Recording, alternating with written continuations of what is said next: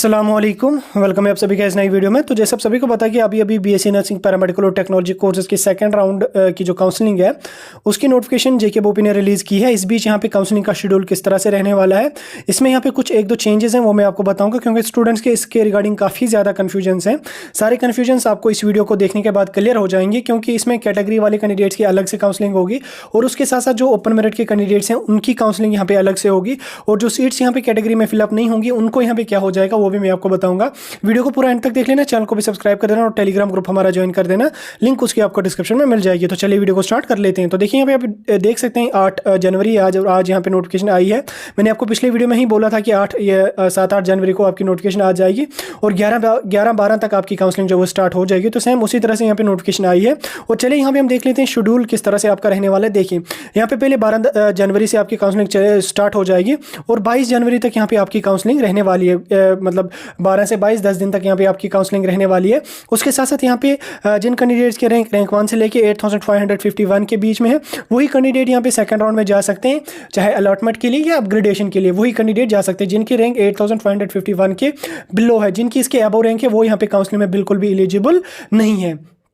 तो उसके साथ साथ यहाँ पे किस तरह से काउंसलिंग का प्रोसीजर रहने वाला है वो मैं यहाँ पे आपको बताता हूँ। देखिए 12 जनवरी जब होगा थर्सडे को, उसमें उस दिन यहाँ पे जिन कैंडिडेट्स की रैंक 1 से लेके 8551 है, मतलब कि जितने भी कैंडिडेट्स एलिजिबल हैं मतलब काउंसलिंग के लिए 8551 के बिलो जिनकी भी रैंक है, उनके पास अगर ST सर्टिफिकेट है, OSC सर्टिफिकेट है, JKPM है, PSP है, SC है, SP है, ALC है, IB, ये जो यहाँ पे आपको सर्टिफिकेट्स दिख रही हैं कैटेगरी है और CDP वगैरह भी लेके उन सारी की सारी मतलब कैटेगरी के कैंडिडेट्स की काउंसलिंग यहाँ पे 12 जनवरी को रहने वाली है। और 14 जनवरी को यहाँ पे RBA की काउंसलिंग रहेगी, लेकिन 12 जनवरी को जो काउंसलिंग रहने वाली है वो ST, OSC, JKPM, PSP, SC, SP, ALC, IB और CDP कैटेगरीज की काउंसलिंग यहाँ पे 12 जनवरी को ही खत्म हो जाएगी। तो जिन जिन कैंडिडेट्स की ये कैटेगरीज हैं उनको 12 जनवरी को काउंसलिंग रहने वाली है। अब काउंसलिंग किस तरह से रहेगी, तो देखिए 3 शिफ्ट्स में 12 जनवरी को कैटेगरी वाले कैंडिडेट्स की काउंसलिंग होगी।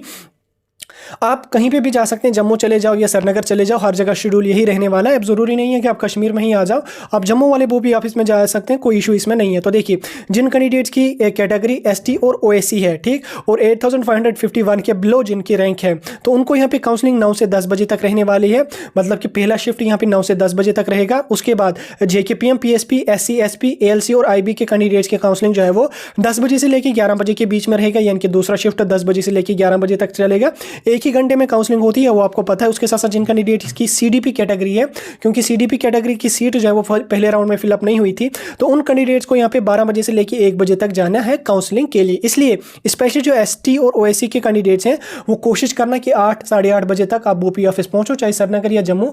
और जो जम्मू मतलब जम्मू के जो दूर दराज इलाकों के कैंडिडेट्स हैं उनको जम्मू आना पड़ेगा, या कश्मीर के जो दूर दराज के कैंडिडेट्स हैं वो कोशिश करना कि मतलब एक दिन पहले ही अगर वो जाएंगे तो ठीक रहेगा आपका। मतलब कि अगर आपको ज़्यादा दूर सफ़र है तो उस कंडीशन में, नहीं तो अगर आप नज़दीक हैं तो 9 बजे से पहले आप पहुंच सकते हैं, तो कोई इशू इसमें नहीं है। तो आपको इन्हीं जो शेड्यूल मैंने आपको बोला, जो टाइम मैंने आपको बोला, इसी प्रिस्क्राइब्ड टाइम में आपको वहां पे चले जाना है। उसके बाद यहाँ पे 14 जनवरी को आपको RBA की काउंसलिंग रहेगी। RBA में जिन कैंडिडेट्स के रैंक 1 से लेकर 8551 के बीच में है वो सारे के सारे कैंडिडेट्स यहाँ पे 14 जनवरी को काउंसलिंग के लिए चले जाएंगे। तो काउंसलिंग उस दिन भी यहाँ पे 2 शिफ्ट्स में रहेगी।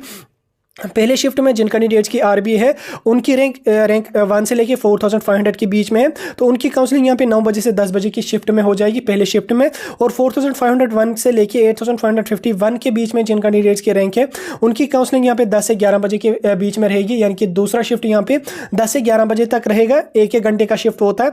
और उसके साथ साथ यहाँ पे फिर जो ओपन मेरिट के कैंडिडेट्स हैं उनकी काउंसलिंग यहाँ पे 16, 17, 18, 19, 20, 21 और 22 के बीच में यहाँ पे रहेगी। तो इसमें भी आप देख सकते हैं all candidates including open merit और कैटेगरी इंक्लूडिंग EWS, ठीक। तो ओपन मेरिट से अगर आप बिलोंग करते हैं, कैटेगरी से बिलोंग करते हैं, EWS से बिलोंग करते हैं, तो भी आप यहाँ पे इन दिनों में काउंसलिंग के लिए जा सकते हैं अगर आप इस रेंज में भी फॉल करते हैं।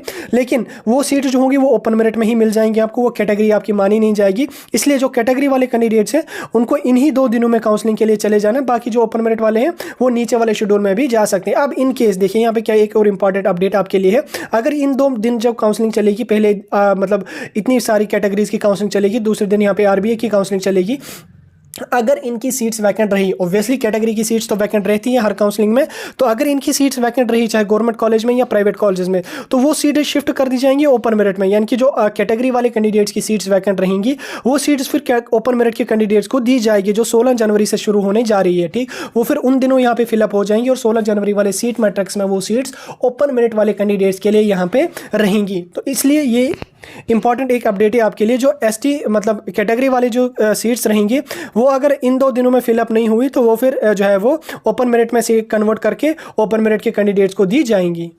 तो ये आपका काउंसलिंग का शेड्यूल रहने वाला है। 12 और 14 को यहाँ पे आपकी कैटेगरी की सीट्स फिलअप हो जाएंगी। उसके बाद यहाँ पे ओपन मेरिट वाले कैंडिडेट्स की काउंसलिंग 16 से लेकर 22 तक यहाँ पे चलने वाली है। इसलिए जिन जिन कैंडिडेट्स की कैटेगरी है जो हमने आपको ऊपर मेंशन कर दी और उसके साथ जो मैंने आपको टाइम बता दिया, उनको उसी प्रिस्क्राइब्ड टाइम में काउंसलिंग के लिए जाना है। उसके बाद जो सीट्स वैकेंट रहेंगी वो फिर कैटेगरी वालों को नहीं दी जाएंगी, वो ओपन मेरिट में शिफ्ट करके ओपन मेरिट के जो कैंडिडेट्स होंगे उनको यहाँ पे काउंसलिंग में दी जाएंगी। इसके साथ साथ यहाँ पे एक और अब डाउट रहता है आपको, काउंसलिंग में कौन एलिजिबल है कौन नॉन एलिजिबल है, मतलब कौन काउंसलिंग में एलिजिबल नहीं है, वो मैं आपको नेक्स्ट वीडियो में बताऊंगा, क्योंकि वो काफी लंबा है, उसमें एक अपग्रेडेशन वगैरह भी देखना होगा और उसके साथ साथ इंपॉर्टेंट इंस्ट्रक्शंस वो भी नेक्स्ट वीडियो में मैं आपको समझाऊंगा।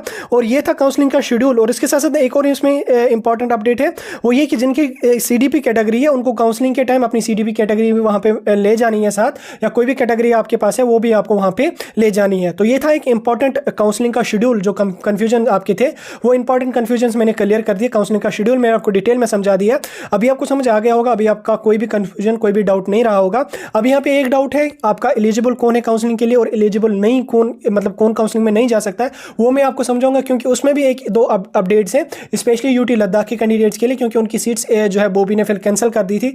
वो भी मैं आपको नेक्स्ट वीडियो में समझाऊंगा। और उसके साथ साथ फिर आपका काउंसलिंग का प्रोसीजर और आपका जो है अपग्रेडेशन का प्रोसीजर वो भी मैं आपको समझाऊंगा। सीट मैट्रिक्स आपको मतलब शायद कल शाम तक आ जाएगा या कल या परसों तक आ जाएगा, वो भी मैं आपको बताऊंगा। कट ऑफ वगैरह जो है वो सीट मैट्रिक्स आने के बाद भी हम आपको थोड़ा सा आइडिया दे सकते हैं। तो चलिए वीडियो को खत्म कर लेंगे। इसके रिगार्डिंग कोई कंफ्यूजन कोई डाउट होगा कमेंट सेक्शन में बता सकते हैं। बाकी आप चैनल को सब्सक्राइब करके रखिए, सारी काउंसलिंग के अपडेट्स हम आपको टाइम टू टाइम देते रहेंगे।